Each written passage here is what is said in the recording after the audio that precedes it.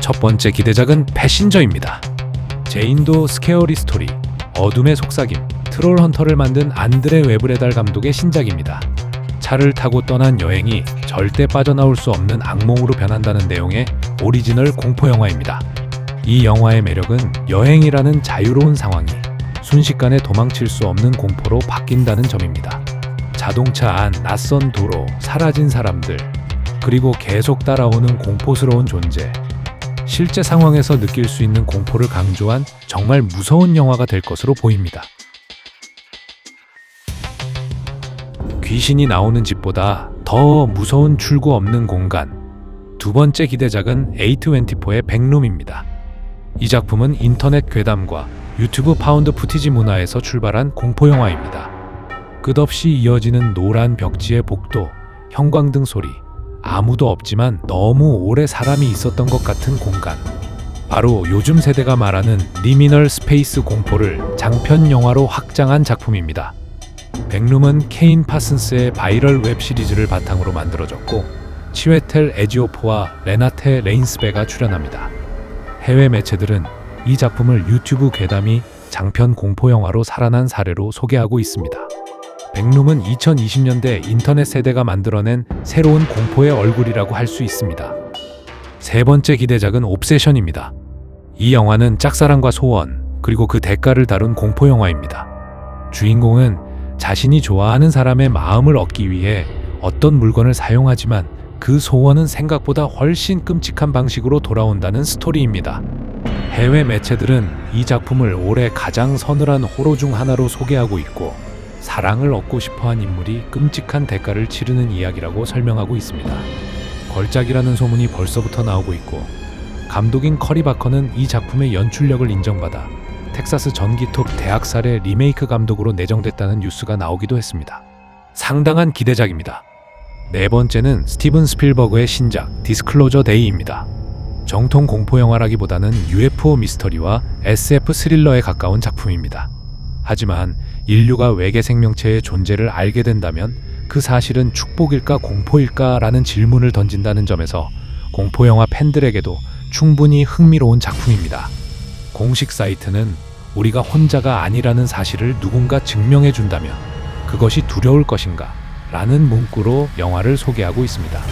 스필버그가 UFO와 외계 생명체를 다시 다룬다는 점도 중요합니다. 미지와의 조우, E.T., 우주전쟁까지 스필버그는 외계 존재를 경이와 공포 사이에서 다뤄온 감독입니다. 이번 디스클로저 데이는 그 감각이 2026년 버전으로 돌아오는 영화라고 볼 수 있습니다. 다섯 번째 기대작은 레비티커스입니다. 예고편만 봐도 이 영화는 단순한 악령을 다룬 공포 영화가 아니라 욕망과 정체성, 금기가 뒤섞인 초자연적 공포에 가깝습니다. 두 소년의 첫사랑이 시작되지만 그들이 가장 원하는 대상의 모습으로 나타나는 폭력적인 존재가 등장합니다. 공포영화 전문 매체 블러드 디스거스팅은 이 작품을 첫사랑이 죽음으로 변하는 이야기로 소개하면서 욕망하는 사람의 형상을 취하는 존재와 맞서는 두 소년의 이야기라고 설명하고 있습니다. 바다는 늘 공포영화의 좋은 무대입니다. 여섯 번째 기대작은 로즈 오브 네바다입니다. 네니스맨의 마크 젠킨 감독의 신작으로 사라졌던 배가 다시 나타나고 그 배에 오른 선원들이 기묘한 시간의 균열과 마주하는 이야기입니다. 이 작품은 빠른 전개나 점프 스퀘어보다는 바다와 실종, 시간 왜곡, 오래된 전설 같은 불길한 분위기로 밀어붙이는 타입의 호러로 보입니다. 블러드 디스거스팅은 이 영화를 16mm 필름으로 촬영한 포크 호러 악몽이자 환각적인 시간여행 미스터리로 소개했습니다. 일곱 번째 기대작은 이번 리스트에서 가장 직관적인 작품입니다. 바로 헝그리입니다. 한 줄로 말하면 킬러 하마 공포영화입니다. 루이지애나 늪지대에서 보트 투어를 하던 관광객들이 굶주린 하마에게 쫓기며 살아남기 위해 싸우는 이야기입니다.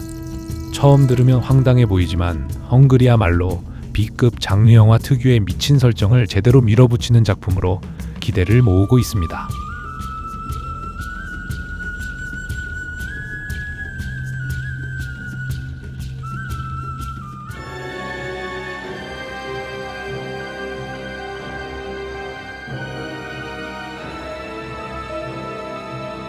8번째 기대작은 호러 팬들이 가장 기다릴 만한 작품입니다.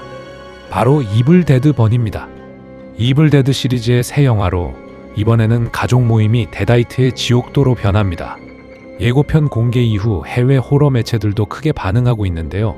남편을 잃은 여성이 시댁 가족의 외딴 집을 찾았다가 가족들이 하나씩 데다이트로 변해가는 이야기라고 합니다. 이 영화가 기대되는 이유는 명확합니다.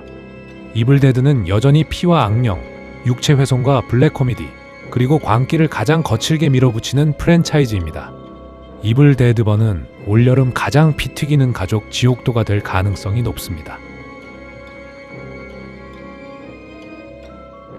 9번째 기대작은 아이스크림맨입니다.